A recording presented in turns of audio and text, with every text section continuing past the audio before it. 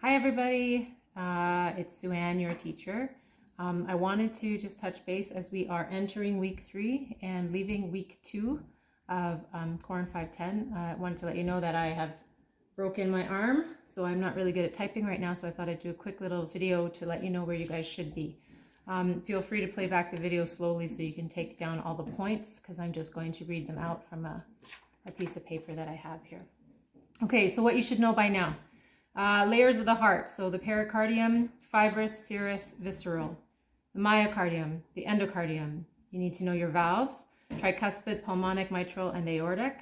You need to know diastole versus systole. Also know when the valves are closed and when they are open in terms of the phases of diastole and systole. Know the blood flow through the heart. Know your coronary circulation. And by this, we don't have a lot here. We have the right coronary artery, left coronary artery, LAD, and the circumflex. And also know the areas that they perfuse of the myocardium. Cardiac innervation, SNS and PNS, and know the characteristics of cardiac cells: excitability, automaticity, conductivity, and contractility. Understand depolarization and repolarization. Memorize the conduction system of the heart. It needs to be memorized. The waveforms and the electrical events that are occurring in the heart that coincide with each waveform. Okay, understand what absolute refractory period is. Understand what a relative refractory period is and when they occur in the cycle. Know your ECG graph paper. Know what a small square measures. It's a millimeter by a millimeter. Know that time is running on the x-axis and it's measured in seconds, not milliseconds.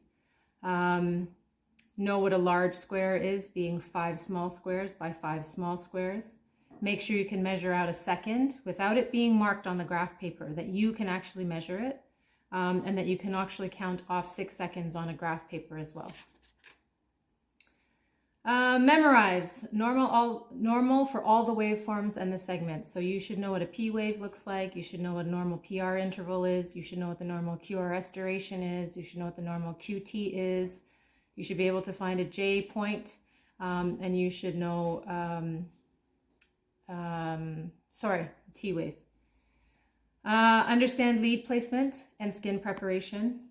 Know how to troubleshoot a monitor, so seizure activity artifact, and a wandering baseline.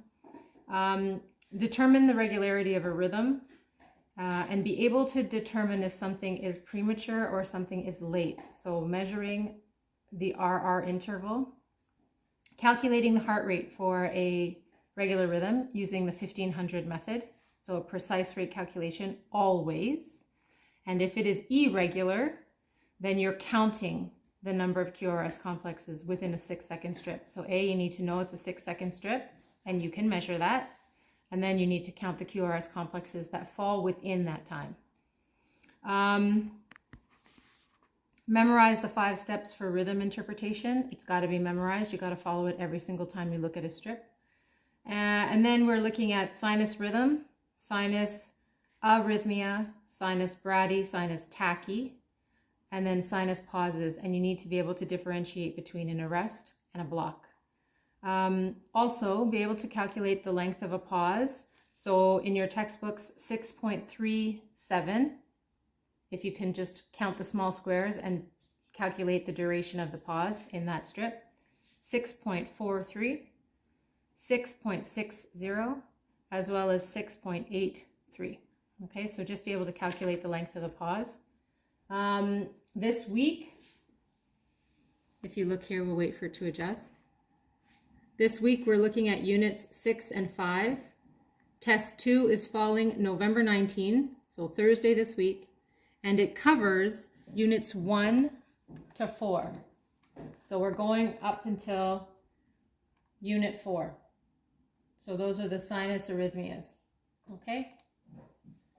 That's all for now. Good luck studying. Please let me know if you have any questions. Course messages or email would be great, and I'll post a few more videos to help. Bye.